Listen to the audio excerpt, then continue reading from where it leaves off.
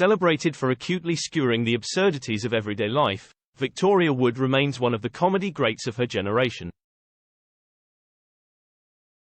She pioneered a path for women as more than just the sidekick or comic relief. Indeed, the great Dawn French said, "There was none like her before and there's been none like her since. She was unique." Now 7 years after her death, a new edition of an old book, Chunky, first published in 1996, brings together 3 classic collections of sketches and scripts into one compendium to mark the 70th anniversary of her birth. It's a wonderful brand tub of jokes, featuring everything from corner shops to Candlewick bedspreads, supermarket checkouts and suburban lust. "I can remember when pants were pants," she wrote in her sketch service Wash. "Can I thrust by? I'm a diabetic," said Julie Walters in self-service. It certainly sounds like a genuine Picasso, a pine Celia Imrie in Acorn Antiques, but I would have to see it to be sure. "I thought, what would the Queen Mum do?" wondered Patricia Routledge as Kitty in a wonderful monologue. "So I just smiled and said, we shall have fog by tea time." Even if she'd only written the material collected in Chunky, Victoria, who died aged just 62 in April 2016, would still be among the greatest entertainers of the television age. But there was so much more to her 40 years in show business. It's very hard to pin down her greatest achievements, the things that made her who she uniquely was. But having written Let's Do It, her authorized biography, I propose the following 7 moments as the pinnacles in a career like no other. You will have your own favorite too. Have you seen it on the trolley? Talent, 1979. Victoria Wood's first play changed her life. She'd been on TV sporadically since winning a heat of New Faces in 1974. But by 25 she worried she was finished. Then she met Julie Walters when they were both cast in a fringe revue in Shepherd's Bush, West London, and Victoria was inspired to write a sketch for them both. Within 12 months they were starring in her own play with songs on Granada. Talent was first commissioned by Sheffield's Crucible Theatre. At the top of the script "Do I Just Right, Turn Cameras On," she joked to a friend as she adapted it for TV. Audiences were thrilled to discover a brilliant young female voice writing about the seedy underbelly of the all-male entertainment industry. I thought Coco Van was love in a lorry, croons the aspiring cabaret singer played by Julie. The stage lyric was considerably ruder. The morning after watching the broadcast on her black and white telly in Morecambe, Victoria awoke to find herself famous. The screen debut of Wood and Walters launched her as a unique comic actor, singer, writer, composer. She was never out of work again. The Ballad of Barry and Frida, 1986. Victoria performed her best-loved song hundreds of times over nearly 30 years. It never had a higher impact than when she first unveiled it to a TV audience. She had stayed up all night to compose the Ballad of Barry and Frida as an encore for a stand-up show. But when her hit sketch show Victoria Wood as Seen on TV returned for a second series later that year, she was a song short. Her music director David Furman arranged a barroom band accompaniment. With little time to rehearse a huge and complex song that builds over 5 long minutes to a resounding finish, all were living on their nerves. Victoria all but shouted the last lines as the song rose to a climax. Not meekly, not bleakly, beat me on the bottom with a woman's weekly, let's do it tonight.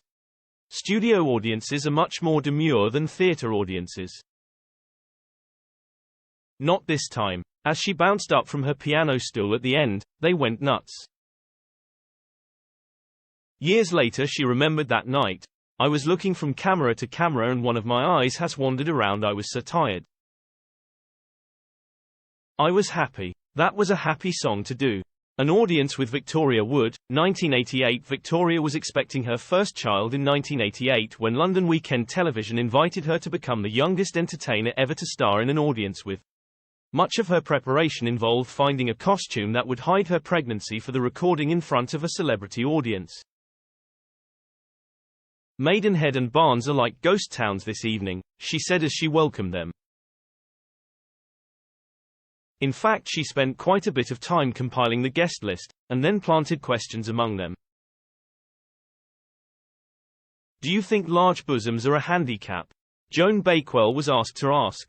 Victoria recorded 90 minutes of pitch-perfect stand-up without a single retake. This was the first time TV audiences were introduced to a dim woman in a yellow beret and an orange mac. I'm looking for me friend. Kimberly. Have you seen her? Victoria thought it hadn't gone well, partly because she disliked performing with the lights up. I really never want to see my audience. That was the biggest trial for me. She was amazed when the likes of Judi Dench raved at the after-party. First performance at the Royal Albert Hall, 1993. When Victoria began as a stand-up in 1980, comedians had only just started putting on a whole evening of entertainment on their own. The idea of anyone taking on the Royal Albert Hall was simply unthinkable.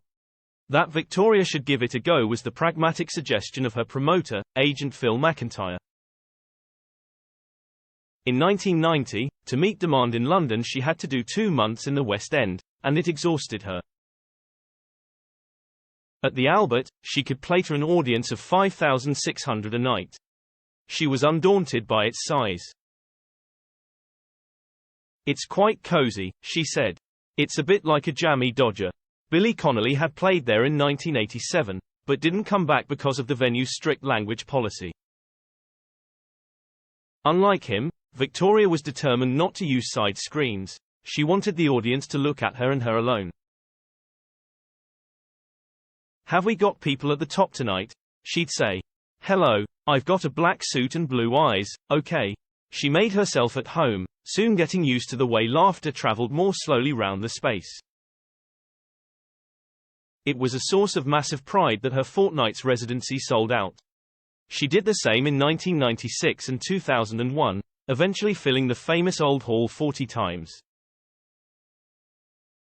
Oh, it was wonderful, she said of the very first time she performed there.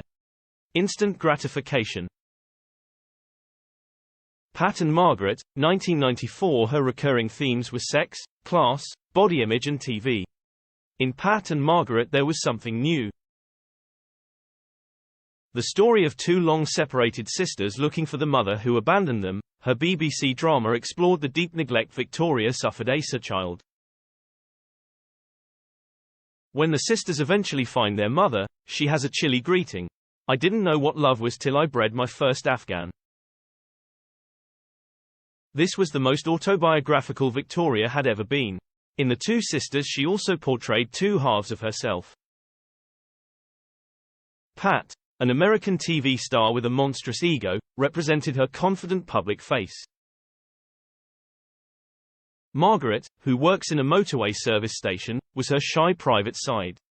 While the story was touching, it was also hilarious, never more than when Thora Hird was on screen. Playing the jealous old mum of Margaret's boyfriend, she nailed every zinger. They didn't have dyslexia in those days. You sat at the back with Raffia.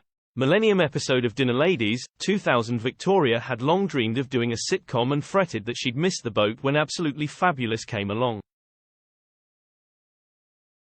Her fear of looking old hat intensified when the royal family was broadcast just before the launch of Dinner Ladies. She needn't have worried. Her much-loved sitcom, recorded before a studio audience, is the culmination of a great tradition going back to Dad's Army, the Great British Gang Show.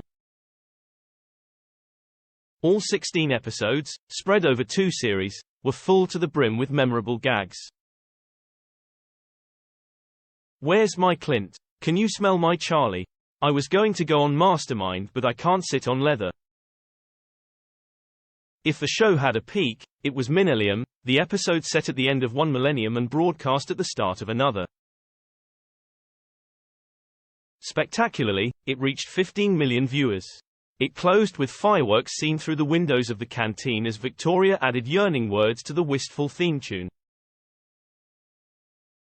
More than any great comic, she knew that on the other side of happiness lay sadness.